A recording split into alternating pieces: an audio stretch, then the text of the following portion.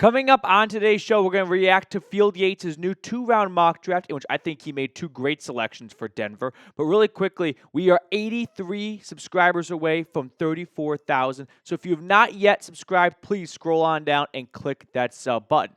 But let's jump right into Field Yates' mock draft and start with round number 1, where he opened things up with a pretty chalky pick, but it's expected at this point. Cam Ward to the Titans, then Abdul Carter to the Browns, followed by Shedeur Sanders to the Giants. We've got Travis Hunter finding a home in New England. Moving along a little bit, we've got Mason Graham, Ashton Jeanty. So unfortunately, no Jeanty to Denver at 20. He doesn't even sniff, even that zip code of draft picks. Moving along even more so, a couple guys here to keep an eye on, maybe Walter Nolan or Tet McMillan, if I had to pick 2 names to watch for.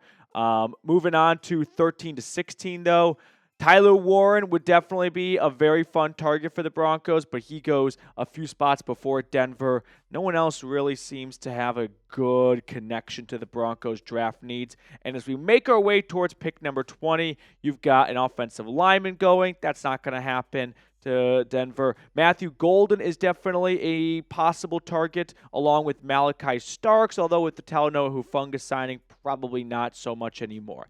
But with the 20th pick in the 2025 NFL Draft, the Broncos select Omarion Hampton, running back out of UNC. We have seen this name mocked to Denver a bunch at this point, but I want to get you guys even more so familiar with the Tar Heel, who had a tremendous start to his career in Chapel Hill. As a freshman, he had a big impact on the team, and then he kept stacking on good season after great season after terrific season.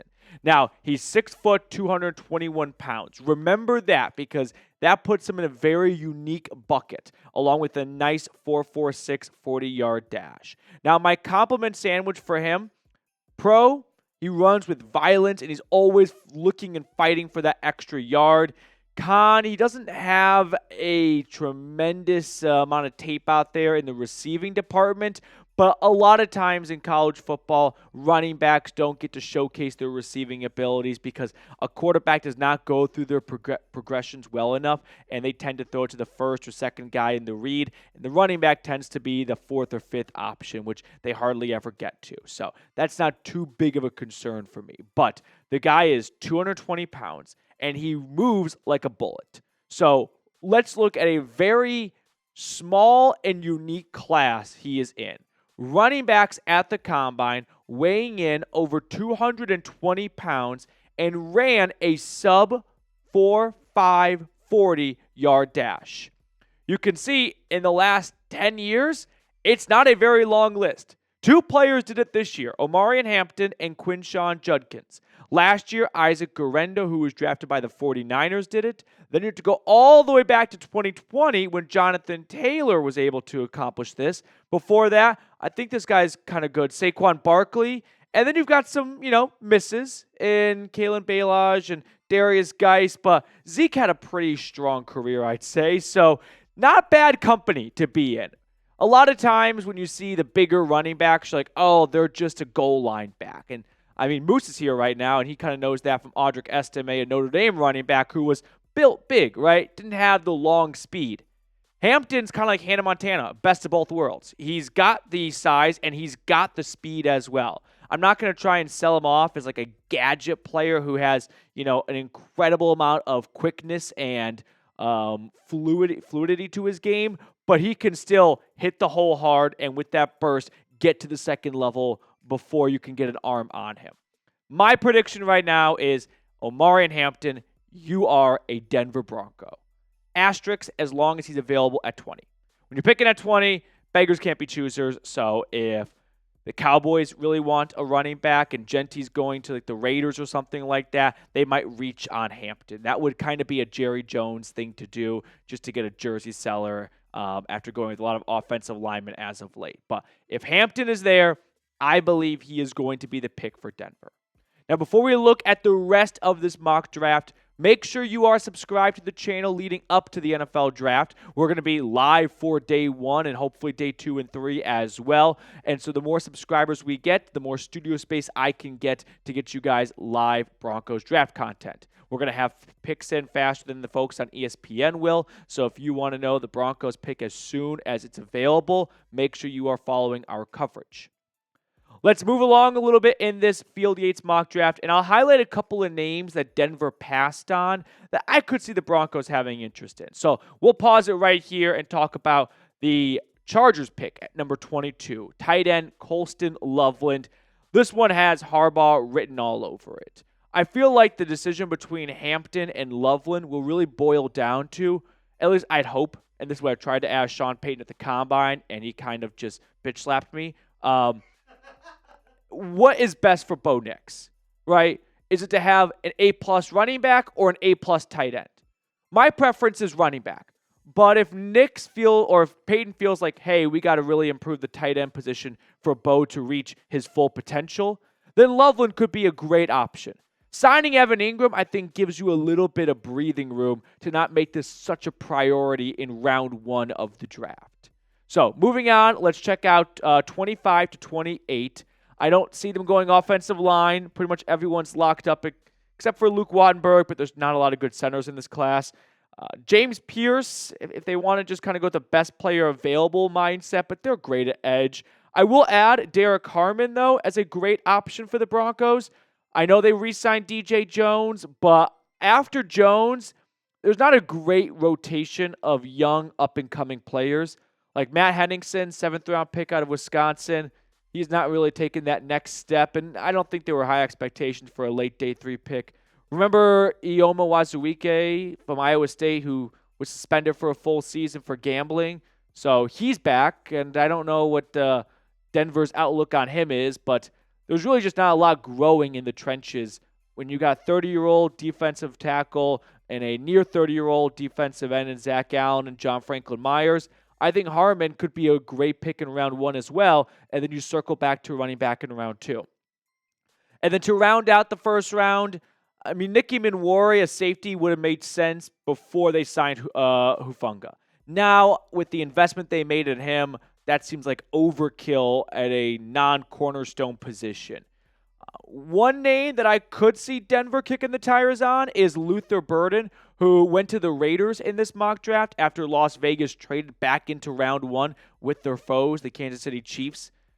Luther Burden is a rising name, we'll say, for Denver at 20. He had a tremendous 2023 season. Then the production dripped. No, let's just call it what it is. Fell off. Half the yardage from 2023 to 2024. Now, a lot of Mizzou fans would point to the spotty quarterback play and the injured quarterback play from Brady Cook, and some scouts might, come to that conclusion as well. He's an incredible athlete who, when the ball gets in his hands, he is tough to bring down. A lot of his yards and catches came within 10 yards of the line of scrimmage, and I don't want to say that's a non-starter for me, but for how weak this receiver class is in my eyes, and I don't want to call him out like a Mickey Mouse receiver, but maybe the lack of an extensive route tree to warrant the 20th overall pick, I would pass on Luther Burden, which actually leads me to this question right here. Who do you not want Denver to select at 20? Like, what's a name you've seen tossed out there that you just don't have interest in for the Broncos? For me, it would be Luther Burden.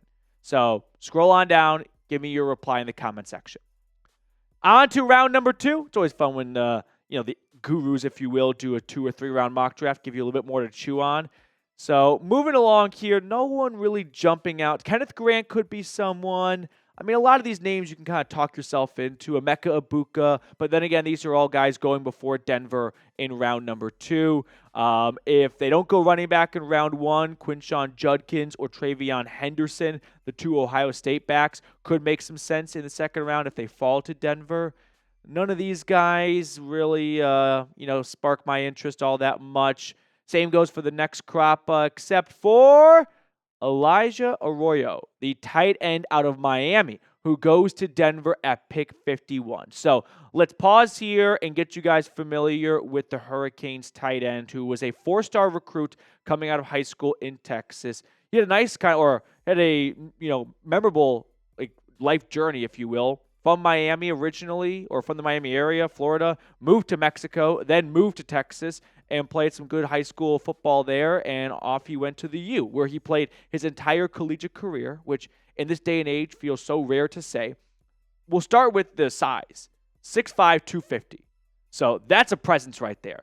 That's a big target for Bo Nix to throw to. That's someone on the line of scrimmage that's going to be tough to get around. Now, the concern with him, and the reason why he's not viewed as a round one guy, despite averaging over 16 yards a reception last year, is the injury factor. From 2022 to 2023, those 2 seasons, he played in a whopping total of 8 games due to knee injuries. Now, when he was on the field in 2024, he was very productive for them. Nearly 600 yards and 7 touchdowns caught from Cam Ward. So a lot to like here from 2024, but teams have to do their research on that knee, which is what the combine is great for.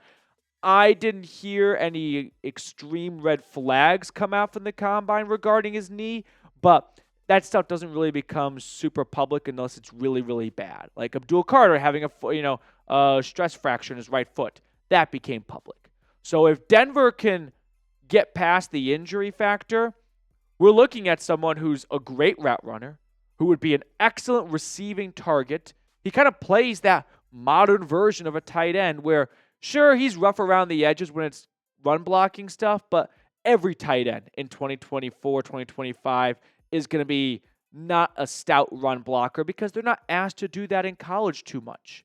In fact, college tight ends, they need a better PR person because the role in college offenses this day is minimal, and as a result, they take a big hit when they get to the draft, and they end up having to really develop for a year or two and learn what it's like to block NFL defensive ends, and they just don't get a lot of production going because college quarterbacks, their progressions hardly ever include tight end as their first read. It's always something outside or just something to their number one guy, and then they get panicked when that isn't open, and it usually leads to a bad decision instead of, okay, let's go to my next read and the read after that. And what do you know? The tight end's open down the seam. So I'm a fan of the Elijah Arroyo pick for the Broncos. I can get behind this as long as Denver, which they know more than I do, have good feel about that knee injury. You don't want another, and this might sound a bit, what's the word I'm looking for? A bit extra, but you don't want another Greg Dulcich because that's someone who came into the Broncos facility and what do you know, 2-3 years with them, and he could never really stay healthy on the field. And that was a 3rd-round draft pick. So looking at Denver's tight end room, you've got the addition of Evan Ingram there that I think allows you to wait a little bit on a tight end if you don't want to force it earlier in the draft. So I wouldn't even rule out Denver waiting until round 3 for a tight end because they might be really high on what Ingram brings, and they've got some pieces of their own that they may want to water a little bit and see if they can grow. But overall, no complaints from me on this one. Now, before we look at the rest of the round 2 mock draft and see who Denver passed on, make sure you check out this awesome Broncos draft hat. It's the official 2025 NFL draft hat. I put the link for it in the comments and description, but it is chatsports.com/DEN draft. So if you want to wear the same hat that Omarion Hampton could be wearing, make sure you visit chatsports.com/DEN draft. So who did Denver pass on that they might regret? Benjamin Morrison is, I'm not going to say like one that we should remember because they're good at starting corner. But if he can stay healthy and put that hip injury behind him, I think he's going to be an extremely versatile, better yet, extremely valuable defender for a team. A couple of receivers there, possibly, for the Broncos. Kyle Williams, the Washington State wide receiver, his value has gone up a ton. Tate Ratledge out of Georgia. You usually don't take guards to develop for a year, but if they do go that route, that's an opportunity for Denver to either find a Ben Powers replacement after 2025 or have him compete with Luke Wattenberg. But there's also a center from Georgia named Jared Wilson, who's a good option as well. And then to round out round 2, I would suggest Alfred Collins as a name to keep an eye on. He's a nice 3-technique Texas defensive tackle who's good against the run, and he can pressure the quarterback. I'm not going to say he's like a a Chris Jones or someone that's going to come up with, 6, 7, 8, 9, or in Chris Jones' case, 10-plus sacks. He's probably not going to reach that level, but he's going to be a very valuable rotational piece for you who can get the quarterback out of the pocket and make him uncomfortable. So reviewing Field Yates' mock draft, how would you grade it? Omarion Hampton in round 1, Elijah Arroyo in round 2. I would give this like an A-. I just don't think I can give it like a full A, because for that being A, it would probably have to be Ashton Genty or Tyler Warren in round 1, and that may just be completely out of your control. But I think you're finding a 3-down back who's going to be a day 1 starter for you. And then with Arroyo, I think you have someone who can maybe develop for a year, let that knee really get healthy, 2 years removed from the injury. And as Evan Ingram turns into the last year of his contract, which is only a 2-year deal next season, you've already got his understudy ready to roll. All right, before we get on out of here, 3 quick things. 1, subscribe, like the video, and 2, we got to pick a random. So let's pick Let's pick a random player from this draft that has gone in round 1 of most mock drafts. I've got my guy. Let's see if we say the same player who frequently visits the top 32 for mock drafts over the last 3 months. 3, 2, 1. Mykel Williams, Georgia defensive end. I've seen him go top 10. I've seen him go pick 32 to the Eagles. Curious to see where he ends up.